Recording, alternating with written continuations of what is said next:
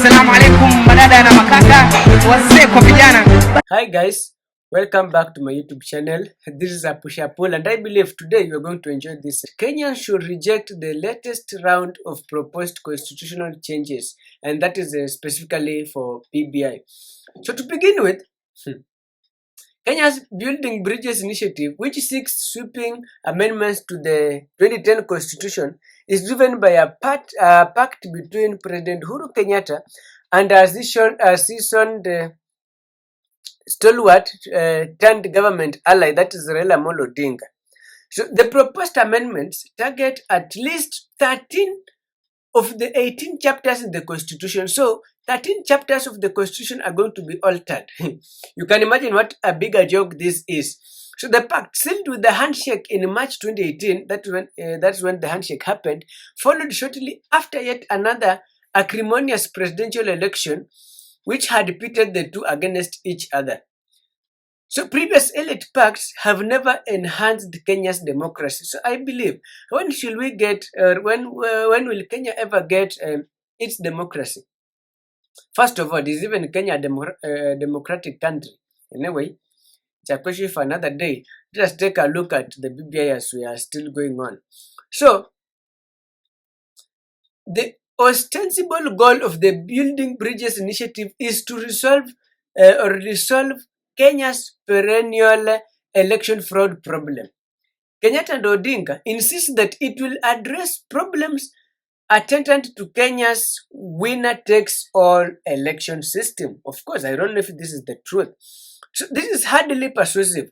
Even with the introduction of county governments, Kenya's 2010 constitution has not addressed zero-sum politics. The president still retains enormous powers. Of course, the president is so powerful. He decides what should be done, when this should be done, and how it should be done, despite the fact that we have devolved government. So let us look at the winner-takes-it-all system. And so the winner-takes-it-all system is not responsible for Kenya's adversarial politics. The problem is a rogue political elite nestled in an insular tribal politics and coached in impunity. So Kenyatta interferes with counties by starving them of revenue and has usurped some of the functions of Nairobi County through military takeover. Popularly elected governors are either loyal to Kenyatta or other tribal barons owing to intimidation or sycophants. Yet, county governments were created to decentralize power and neuter personality cults. But this is not seen at all. The county governments have been scandalized.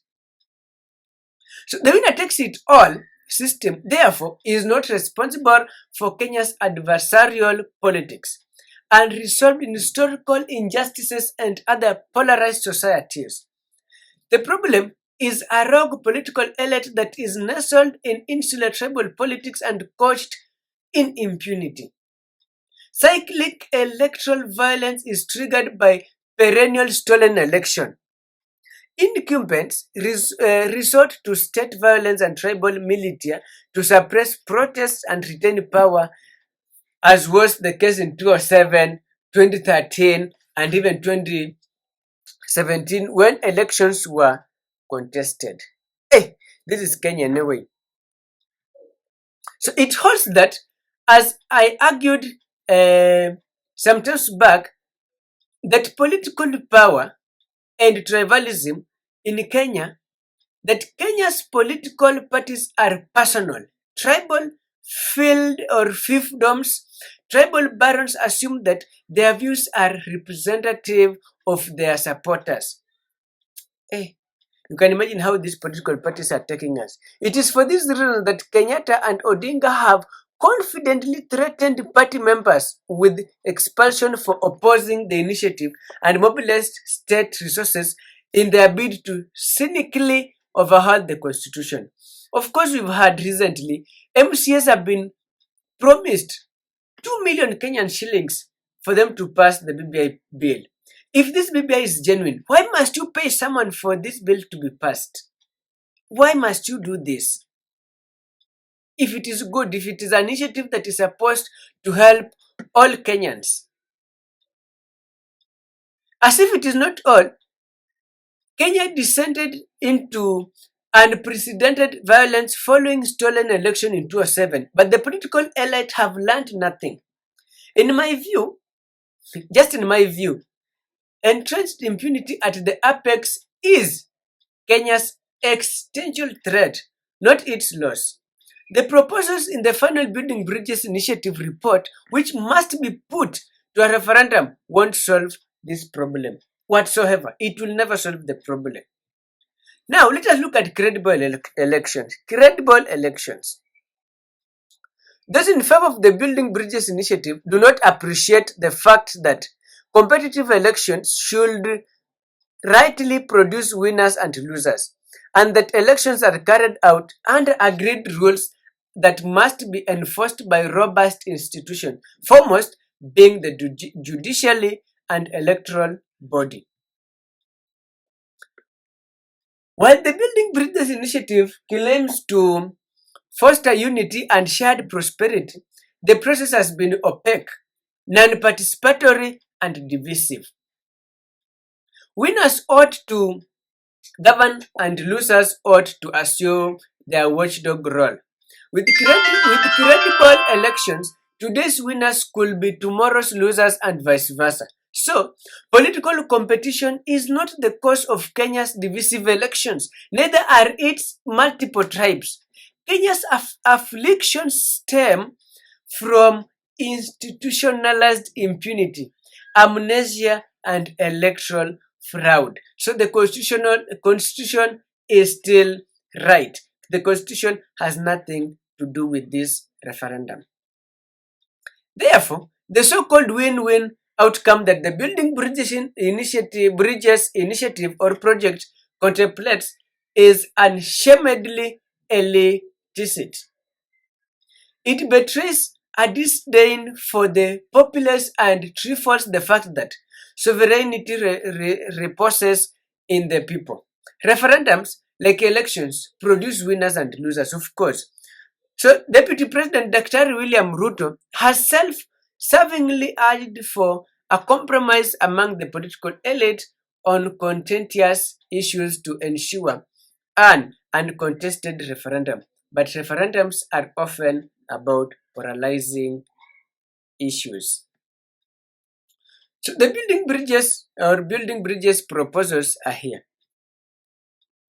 So the first BBI or Building Bridges report released in November 2019, you can remember 2019, was seen by some as not going far to shift from a presidential to a parliamentary system. Sorry. Changes were made in a second report released in October.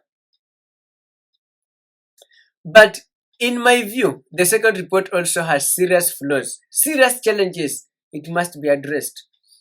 One is the proposal to expand the executive by creating a prime minister's position and two deputy premiers who will be appointed by the president and serve at his pleasure. So, adding positions to the executive will not realize inclusivity, cohesiveness, and unity, but instead it consolidates power in the person of the president. This will be reminiscent of Kenya's one-party dictatorship which ended in 1991. We don't want to go back to one-party state or one-party dictatorship. In addition, the expansion of the executive does not address questions around a rogue political elite, accountability, disputed elections, justice, and equity. Never. So inclusivity is not addressed in the BBI report. I don't know. The people who are addressing the BBI report should come out clean and tell us this is where inclusivity comes in. The latest report has also proposes an increase in parliamentary seats. Hey, Kenyans, this will worsen a bloated government wage bill. The initiative also has troubling proposals on the judiciary. For example, it envisages placing the judiciary under the executive through a judicial ombudsman, a presidential appointee. This will obliterate what is left of judicial independence. Kenyatta has previously attempted to place the judiciary under the control of the executive, and he routinely ignores court orders that imperils the rule of law. Of course, he has been assuming this. Another proposal allows the president to appoint cabinet ministers from among members of parliament.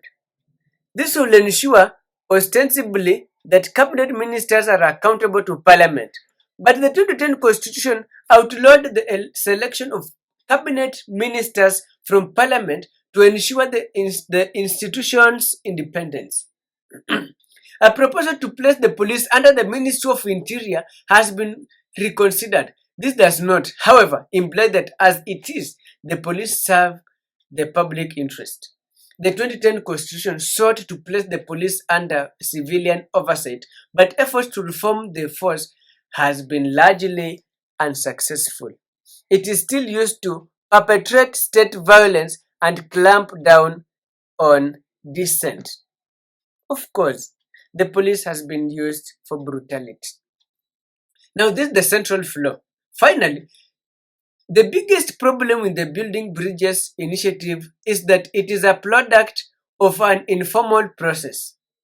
There is no provision for it under the county's or country's constitution. This, in and of itself, should serve as a red flag. There is no provision for it under the country's constitution. It is not written anywhere. While the initiative claims to foster unity and shared prosperity, the process has been opaque, non-participatory, and divisive. It ignores the root cause of Kenya's disputed election, which point to inability to manage democratic transition and submit to constitutionalism. Historically speaking, this has accounted for cynical personality pacts and short-term tribalism or tribal alliances. And mark my words, the BBI initiative is bringing more harm than it can bring benefits. It doesn't address the issue of inclusivity. The winner takes it all is still there. The president will be a very, very powerful man. And for information, I know the BBI is coming. It is for us to make wise decisions. It is for us to decide whether we are voting for BBI or we are rejecting BBI. Vote against, vote for BBI, all is in your own interest. Mark my words, there is no inclusivity in the BBI report. All that the politicians are doing is just to brainwash us and greenwash our minds. So someone just picks up something, they run with it. Kenyans are not reminded of adding the parliamentary seats. So we are adding 70 more seats. But anyway, we shall wait and see. Fellow Kenyans, fellow youth, don't be misled by a politician. As I've always said, be wise. Have a good mentality when it comes to our leaders. Be in your sound mind, because these politicians are misleading us. They want to overburden us. We are already burdened, but punda amechoka. Otherwise, don't forget to subscribe to this channel. This is a push, a pull. Assalamu alaikum madada na makaka, wazee kwa vijana.